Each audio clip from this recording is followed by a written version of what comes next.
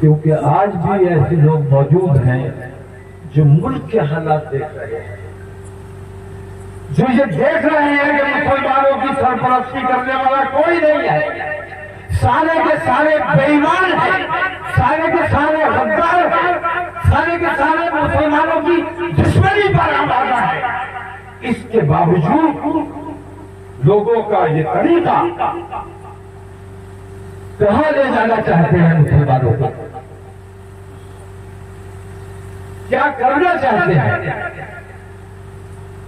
इत्तेहाद मिल्लत के हवाले से मैं सिर्फ इतना कहना चाहूंगा कि इत्तेहाद मिल्लत की कतई कोई जरूरत नहीं है, क्योंकि मैं पूरा दूर देख रहा हूँ, पूरा दूर घूम रहा हूँ और मैंने ये देखा है कि इत्तेहाद मिल्लत अल्हम्दुलिल्लाह पूरी तरह कायम है हमारी तौर पर। जब भी कुरान की कहीं बेहुरमती हुई, रसूल आज़म की शान में गुस्ताखी हुई, न कोई छोटा रहा न बड़ा रहा, न कोई फरेबी रहा न जो बन गया, तमाम मुसलमान बनकर एक और एक बनकर सड़कों पर आए और एहतजाज करने का काम किया। अगर इत्तेहाद मिल्लत की जरूरत है तो इन उलमा में इत्तेहाद की जरूरत है, ये उलमा हमें तस्लीम करने का काम करते हैं। अगर इन उलमा का इत्तेहाद मुमकिन हो सका, मैं तो इत्तेहाद मिल्लत की बात करता हूँ अल्हम्दुलिल्लाह और करता रहूंगा, क्योंकि ये समाज का काम है, अल्लाह तबारक का हुक्म है, रसूल आज़म का हुक्म है। हम अल्लाह का काम समझ कर करते हैं और जो अल्लाह का काम करते हैं वो समाज तारीख का काम करते हैं। तो वो उलमा, मैंने अभी एक फोन आया मेरे पास कि आप नदियों के जलसे में आ गए। मैंने कहा अखलाक की लिंचिंग हो गई, नासिर जुनैद जिंदा जला दिए गए, तुमने तकलीफ क्यों महसूस की? तुम्हें पता था किस मसलक के हैं? हमें तो यह पता चला कि मुसलमान के साथ जुल्म हुआ, मुसलमान को बाहर डाला गया, मुसलमान को बेइज्जत किया जा रहा है, मुसलमान की बहू बेटियों की इज्जतों से खिलवाड़ किया जा रहा है। हमने कभी जब वो हमारे अंदर तस्लीम नहीं करते, जब मिल्लत के दुश्मन हैं, तो हमें क्या हक होता है? और वो लोग तो अपने घर में बैठकर, अपने खानगाहों में बैठकर, अपने इदारों में बैठकर इस किस्म की गुफ्तगू करते हैं। मैं ये समझता हूँ कि अपनी मिल्लत के सबसे बड़े गद्दार वो लोग। मसलक में किसी किस्म का इत्तेहाद नहीं हो सकता, ये हमने 1000 बार कहा है। अकायद में इख्तिलाफ नहीं हो सकता, मुझे शर्म आती है आज 1000 बार ये बात बताई जा चुकी है कि हम मुत्तहिद वो तमाम लोग होंगे जिन्हें हिंदूवादी संगठन मुसलमान समझते हैं, जिन्हें हुकूमत मुसलमान समझती है। जब वो इनका तस्लीम नहीं करते तो इन तमाम को अपने मसाइल के लिए मुत्तहिद होकर खड़ा होना चाहिए। नमाज अपनी, अकीदा अपना, अकीदे में कोई भाई होता नहीं, लेकिन मुल्की मामलात में, मुसलमानों के मामलात में, मुसलमान पर हो रही फितन के मामलात में हम तमाम एक आवाज में खड़े होंगे और इत्तेहाद मिल्लत कायम करेंगे।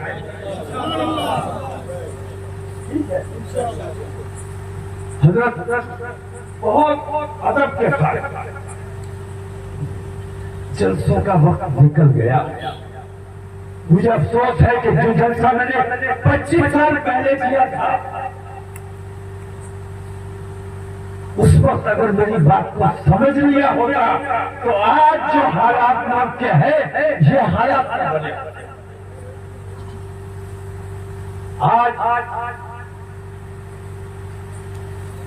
मुल्क में जो कुछ चल रहा है, अब जलसों का वक्त नहीं है। आप ट्रेन में जाए, कब आपके किसी बुजुर्ग को दाढ़ी देकर, उसको टोपी देकर उसको बेइज्जत कर दिया जाए? कब उसके साथ बातचीत की जाए? कहाँ आपके नौजवान की नीची कर दी जाए? आपकी बेटियों को मुर्तद बनाने की मुहिम चलाई जा रही है। मैंने हिंदूवादी संगठनों से कहा कि मैं तो चाहता हूं कि मेरे यहाँ कमजोर ईमान के लोग आए वो मुझे छोड़कर चले जाए। मुझे उनकी जरूरत नहीं है जो कोड़ियों में अपना ईमान बेच देते हैं। मुझे उनकी जरूरत नहीं है जो अपने थोड़े से फायदे के लिए अपना ईमान बेच देते हैं। मुझे सच्चे और पक्के मुसलमान की जरूरत है। तो ऐसे तमाम लोग, ये तो हिंदूवादी धरती में हमारा काम कर रही है। कमजोर ईमान के लोग चले जाए, हमें बहुत खुशी होती है। लेकिन मैं हिंदू भाइयों से कहता हूँ कि हमारी बेटियों को तुमने निशाना बनाया हुआ है। 2 लाख रुपए दिए जाते हैं, मुसलमान की लड़की ले आओ, शादी कर लो, 2 लाख रुपए दिए जाएंगे, नौकरी दी जाएगी, मकान दिया जाएगा। मैं कहता हूँ ठीक है, ले जाओ मुसलमानों की लड़कियां, मगर ये बताओ कि वो हिंदू में एक लड़का जो मुसलमान की लड़की ले जाता है, क्या हिंदू बेटी का उस पर हक नहीं है? अगर वो मुसलमान लड़की से शादी कर लेगा तो हिंदू बेटी कहाँ जाएगी, क्या करेगी? हमें हिंदुओं की भी फिक्र है, वो भी हमारे हिंदुस्तानी भाई हैं, हम उन्हें अपना भाई समझते हैं और इसीलिए तमाम तकलीफें बर्दाश्त कर रहे हैं कि हमें अपने मुल्क में अमन कायम रखना है। तुम्हारी सारी बेईमानियां, तुम्हारे सारे जुल्म सितम, तुम्हारी हम तमाम तकलीफें बर्दाश्त कर रहे हैं। बुज़दिल नहीं है, अल्हम्दुलिल्लाह बातों में ताकत है, हिम्मत है, लड़के है, लेकिन अपने मुल्क में इत्तेहाद चाहते हैं, हमें चाहते हैं, शांति चाहते हैं। इसलिए हम लड़ाई से परहेज कर रहे हैं। हमारे सब्र का इम्तिहान रख दो, हमारे सब्र का इम्तिहान रख दो। हम अपने मुल्क से मोहब्बत करते हैं और जो समझ लिया कि मैं मुल्क से इसलिए मोहब्बत नहीं करता कि मैं तुमसे डरता हूं। कोई भी मुसलमान हुब्बुल वतनी जुज़्व ईमान है।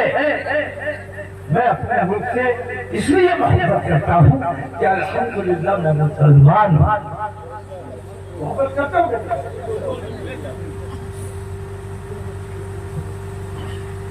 तो मैंने अभी अर्ज किया वक्त अब लड़कों का रहा नहीं, अब वक्त इस बात का है कि तमाम जिंदगी का आप देखते चले जा रहे हैं, इसका आपके पास कोई इलाज नहीं। बेईमानियां हो रही है, हुकूमत ने बाकायदा जब से हमारे नरेंद्र मोदी जी हमारे मुल्क के प्रधानमंत्री बने हैं, तब से मुल्क में बदअमनी का माहौल बना हुआ है। हुकूमत की सरपरस्ती में मुसलमानों पर जुल्म सितम ढाया जा रहा है। कोर्ट की अवमानना की जा रही है। कोर्ट ने कहा कि ऐसा नहीं किया जाना चाहिए, फिर भी किया जा रहा है। तो जो बेईमानियां हो रही है, हम सब्र कर रहे हैं। अब हमें ये साबित करना है कि असल में हम कमजोर नहीं है, असल में हम बुज़दिल नहीं है, असल में हम अमल पसंद हैं। और बुज़दिल नहीं हो, कमजोर नहीं हो, इसके लिए तुम्हें कोई सबूत पेश करना पड़ेगा। सबूत दोगे कि नहीं दोगे? अगर तुम बुज़दिल नहीं हो तो गांव में चर्चा करके तुम अपनी बहादुरी साबित कर सकते हो। अगर बहादुरी साबित करनी है तो 20 करोड़ मुसलमान है हिंदुस्तान में, या 25 करोड़ मुसलमान है, या 15 करोड़ मुसलमान, 1% मुसलमान अगर ला इलाहा इल्लल्लाह कहके और अपने हाथ में तिरंगा झंडा लेकर दिल्ली के गलों में रखा, दिल्ली बैठो और जब तक नरेंद्र मोदी इस्तीफा नहीं करेगा, हम अपने मुल्क से मोहब्बत करने वाले लोग नरेंद्र मोदी का इस्तीफा होने तक इंशाअल्लाह धरना देंगे दिल्ली में। तो पाओगे जलसे में नारे लगा देना, हाथ उठा देना और बात है, लेकिन अगर वाकई तुम ये साबित करना चाहते हो कि हम बुज़दिल नहीं है, हम जब निकलेंगे तो अगर हमारे साथ नाइंसाफी होगी, अगर हमारे नौजवान, हमारे उलमा तशरीफ फरमा है, मैंने बार बार ये बात कही है कि जरा उस वक्त से जिस वक्त हमारे नौजवान हमारे कंट्रोल से बाहर हो जाए, जरा उस वक्त से जब हमारे नौजवान हमारे उलमा के कंट्रोल से बाहर हो जाए। हम नहीं चाहते कि हमारे मुल्क में बदअमनी का माहौल बने। हम शांति वाले लोग हैं, भाईचारे वाले, प्यार मोहब्बत वाले लोग हैं। हम ये चाहते हैं कि एक बार ये तुम्हें साबित करना है कि हम डरते नहीं है। सड़क पर निकल के आओ, जो बेईमानियां हो रही है, जो नाइंसाफियां हो रही है, जो तुम्हारी आज को मुस्लिम पर ये वक्फ बोर्ड की जायदादों के हवाले से आपकी अभी तक जितना नुकसान किया गया है वो एक तरफ है, लेकिन ये बराह रास्त आपकी जड़ों पर हमला करने का काम किया है। आपको अपनी जड़ों की हिफाजत करनी है। आपको मैं दावत देने आया हूं कि तारीख का हम अपने उलमा से और दानिश्वर हजरात से मीटिंग दिल्ली में करेंगे। 2-3 रोज के अंदर आपको इंशाअल्लाह जेल से मुतला किया जाएगा। लेकिन आपको आपकी जो जिम्मेदारी है कि ये पैगाम मैं आप तक लेके आया। ये पैगाम हर जगह पे लेके नहीं जा सकता। आपके पास अमानत छोड़कर जा रहा है, अमानत पे खयानत मत करना। ये पैगाम आपको आगे पहुंचाना है। जहां जहां आपके अजीज और कारुब हो, दोस्त अहबाब हो, ताल्लुकात हो, फोन में जितने आपके नंबर हो, सबको ये कहना है कि हमें दिल्ली कुछ करना है और नरेंद्र मोदी के तौकीर तो बैठेगा। तुम आओ या ना आओ, इंशाअल्लाह तौकीर या तो जान जाए या नरेंद्र मोदी जाए। जैसे दूसरा कोई तीसरा कोई रास्ता नहीं है। अगर साथ दोगे तो हम जल्दी और आसानी से बात करने में कामयाब हो जाएंगे। और अगर तुमने लापरवाही की, जैसे आज तक करते रहे हो, जो काम 25 बरस पहले होना चाहिए था वो आज कर रहे हो, अगर लापरवाही करोगे तो फिर 25 साल और रोना पड़ेगा। और कुछ कहते हैं छोड़ दे। अगर तुझे मैंने अभी कहा ना कि मैंने हर वक्त हर मौके पर मैंने अपनी कौम को जो पैगाम दिया कबल पर दिया। जब मैंने महसूस किया कि आने वाले वक्त में ये होने वाला है, अल्लाह सुब्हानहू व तआला ने इसलिए असल की है, इसलिए समझ दी है, लोग भी समझते होंगे। लेकिन मैंने महसूस किया जब इंटरनेट शुरू हुआ था, जब इंटरनेट शुरू हुआ, मैंने बार बार ये बात कही कि अपनी बच्चियों को मोबाइल से दूर रखो, अपनी कमसिन बच्चियों को मोबाइल से दूर रखो।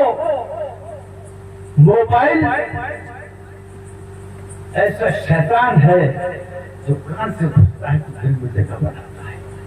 मोबाइल के जरिए आपकी बेटी आपके सामने तो है, लेकिन मोबाइल के जरिए वो किसके रास्ते में है पता नहीं। लोगों ने मेरी तवज्जो बात पर तवज्जो नहीं दी और मैं देखता हूँ कि मेरे पास बहुत से मुकदमात आते हैं, पंचायतें आती हैं और मैं देखता हूँ कि उन सब की जड़ में सिर्फ मोबाइल है। जो हमारी बेटियों को मुर्तद करने का काम कर रहा है वो मोबाइल है। तो हम जिस वक्त जैसी जरूरत पड़ी है हमने अपनी खिदमत पेश की है। और आज आपसे मैं इतना वादा लेकर जाना चाहता हूँ कि तारीख का ऐलान होगा, आपके इल्म में आ जाएगी।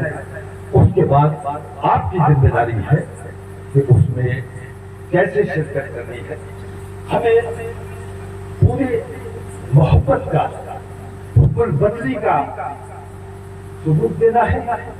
हमने अमन और शांति का पैगाम देना है, भाईचारे का पैगाम देना है। और अपने मुल्क की मोहब्बत की वजह से मैं इसलिए नरेंद्र मोदी का इस्तीफा नहीं मांग रहा हूं कि वो मुसलमानों के दुश्मन है, बल्कि मैं ये मांग इसलिए कर रहा हूँ कि वो मेरे मुल्क को नुकसान पहुंचाने का काम कर रहे हैं और मैं अपने मुल्क से मोहब्बत करता हूँ। बताओ करते हो कि नहीं करते? जो गुलाम लोग जो अपने मुल्क से मोहब्बत करते हैं, अब उनकी जिम्मेदारी है कि हमारे मुल्क को जो नुकसान पहुंचा रहा है उसके हिस्से के लिए दिल्ली पूरी करना ये आपकी जिम्मेदारी है। आपको ये पैगाम मेरा भरोसा कर लूं। बस इन्हीं अल्फाज के साथ बहुत माजरत के साथ कहीं मुझसे गर्दिश हो गई।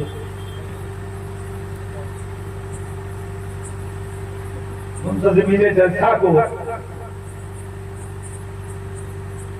दबाव में लेने की कोशिश की गई। मुझे लोग कहते हैं कि मैं सियासी आदमी,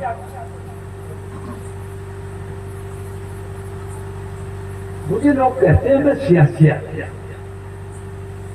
मेरा अल्लाह जानता है कि मैं सियासत नहीं करता। मैं सिर्फ अपने मिल्लत की तक़वियत का काम करता हूं। सियासत अगर करूं तो एमएलए बन जाऊं, एमपी बन जाऊं, मिनिस्टर बन जाऊं और बिना तुम्हारे पास आए, बिना ये पसीने बहाए सब कुछ हासिल किया जा सकता है।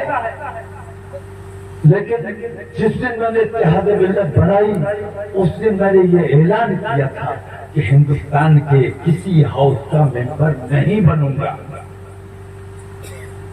राज्यसभा नहीं चाहिए, एमपी नहीं चाहिए, कोई ओहदा नहीं चाहिए।